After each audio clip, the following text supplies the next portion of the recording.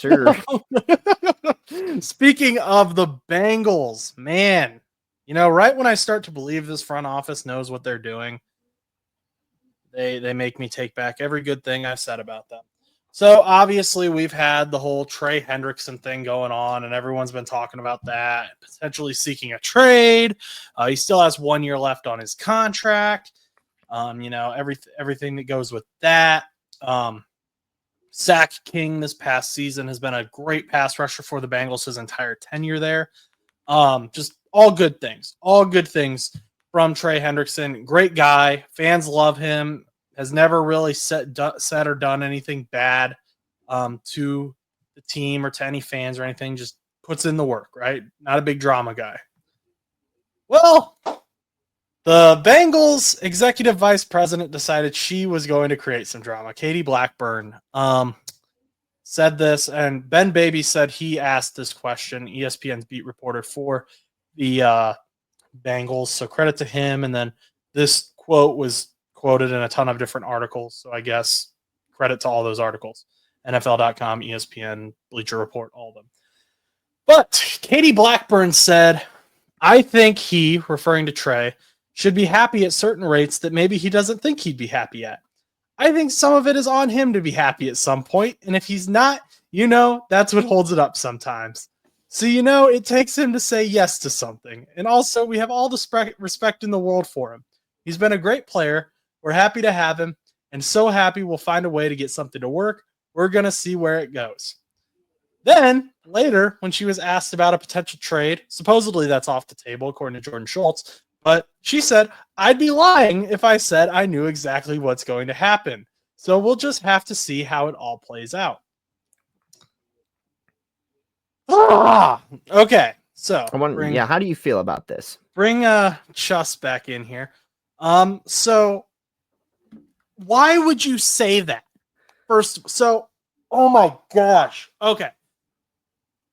First of all, Trey's agent, I don't know what is going on with his agent. I don't know what's going on there. Like, I don't know that he's the best agent or what, because like he told him to seek an extension last season, but he couldn't really sign that extension because he'd already just signed another extension the season before that was like a 1 year extension, and was honestly kind of a bad deal for Trey. But his agent agreed to it, and now I don't know what's going on. The Bengals apparently think that they have all the cards in this situation. I don't know if that's true. I don't know what Trey's agent promised the Bengals, and the Bengals kind of just said, okay, yeah, go out and get that. If you can find that in a trade, go do that. And it just never materialized. I don't know if the agent isn't communicating with Trey. I don't know if the agent isn't communicating. I don't know what's happening there. But Trey went on the Pat McAfee show today, and he said, communication has been poor over the last couple of months. That's something I hold in high regard. They have not communicated with my agent directly. It's been something that's been a little frustrating. So communication has been an issue. I wrote these comments down. Trey said his phone's always on him. He was like, I've had the same phone number since high school. He was clearly in his body language frustrated, but like I said, Trey isn't the type of guy to say that explicitly. Right. He's not going to come out and say, I'm mad at the Bengals. I feel disrespected. He'll say it slightly, but he's not going to say it explicitly. Well, like you said, he likes the Bengals. He even said that he would be willing to leave if that meant them getting a Super Bowl. So exactly. He's consistently said he wants what's best for the team, even if that means him being on a different team.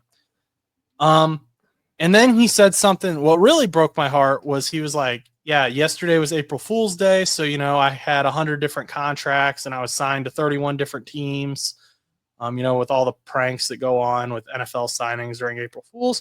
And he said, I thought that those comments were an April Fool's prank. He didn't think the article was real. Huh. So in regards to those comments, once he established that they were real.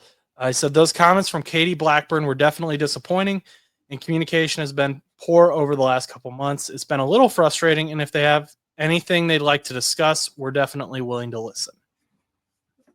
So he seems to be in the dark, or at least he's saying that he's in the dark. And he did clarify to Pat, when I say that communication has been poor, I mean that it's been here and there. We don't have any desire to be the highest paid, and we've tried to be as patient as possible. And that's big to me. That, to me, speaks volumes that he said we don't have any desire to be the highest paid. Right. But also, yeah, because I think obviously with the whole conversation with Ja'Marr Chase getting extended and stuff and wanting to be the highest paid wide receiver and stuff like that, it could also come off as being a little scary even for the Bengals organization to be like, well, Trey Hendrickson just came off of a huge sack season and now he's going to want an extension. But in reality, I think that, like you said, that kind of speaks volumes that he's not looking for some mega contract. If anything, I'd be trying to extend him for what we can, because that's a big sign right there, in my opinion, for Trey. And he's either 30 or 31. I forget off the top of my head. And there is a fall off with defensive players, like we've talked about when they hit 30. You mentioned it with Cam Hayward and TJ Watt, but he hasn't shown any indication of that fall off. And I highly doubt it's going to be a steep cliff, right? Unless an injury happens, which you can't control that. You can't make contracts assuming an injury is going to occur. It just doesn't work. Sorry about you. I would do a 3-year contract and have guarantees in the first 2 years, and then have most of the guarantees in the first year. But that's just me. Maybe that's not what they want. Maybe they want something a little different. Work it out. But Trey made some great points. Trey made some very valid points when it comes to the Bengals. He said, I want to come up into OTAs and not have to worry about this, especially because of this guy, Sam Hubbard. He said, Sam Hubbard has been a great captain for this team for years. And I loved working alongside him. He's been great for this team. Sam Hubbard's retired now. So he wants to be able to come into OTAs as a leader, as a locker room guy, as a guy who is pumped up to come in. He's like, let's go and play. If he isn't happy, he's not going to be able to do that, right? Right. Even if he comes in and he's all ecstatic and he's like, yeah, let's go, guys, there's going to be some guys who are definitely like, dude, you're faking. We know you're not really happy. People can see through that. And I think Trey knows that. He doesn't want that to be the situation. And this was the argument I ended up making with Tee Higgins. And I debated back and forth whether the Bengals should extend Tee Higgins. They ended up doing it. And the argument that I ended up settling on, the Bengals are a better team with Tee Higgins on it than they are without him. Even if you try to replace Tee Higgins, that's not guaranteed. You can draft very talented wide receivers and they have problems, like Jermaine Burton. You can, stuff happens. You know who T is. You know what type of guy he is. Might as well lock him down. The team is better with T, and it keeps Joe happy, which is the most important thing. The Bengals defense is exponentially better with Trey Hendrickson on it. Last year with Trey Hendrickson on it, they were a bottom tier defense. If you take Trey Hendrickson off of that defense, they're automatically 32nd in the NFL, I believe. I firmly believe if Trey Hendrickson is not on last year's defense, they're 32nd in the NFL. They're the worst defense in the league. They couldn't tackle. Communication was a problem. You were essentially relying on two rookie defensive tackles for interior pressure at different points. Trey Hendrickson was the only one who had a good pass rush win rate. I mean, you take Trey off that defense, quarterbacks are having a heyday against the Bengals, and they already did. Right. And I think the front office needs to admit that, because even if you say Al Golden is going to turn this defense around in year one, it's going to be a heck of a lot harder with Trey Hendrickson off the team. Right.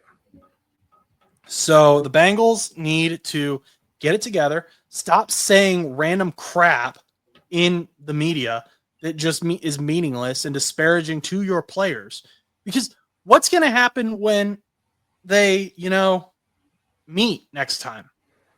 And Katie's sitting at the table across from Trey. Right. I mean, Katie is realistically behind Mike Brown. She is the one running the team. She's the one making the decisions. Yeah. So how are you going to honestly sit across from that guy and say, we want what's best for you. Let's talk this out. Let's have communication, when you just said he just needs to figure it out and be happy. Right. So I hope they work it out. I hope that this, I hope they can reconcile as well, because obviously you don't want ownership and players, all-star players, feuding. But yeah, that comment, I saw that yesterday and I could not believe it was real. I was with him. I thought it was an April Fool's joke. I had to go look it up. But yeah, that's ridiculous. Can't believe they said that.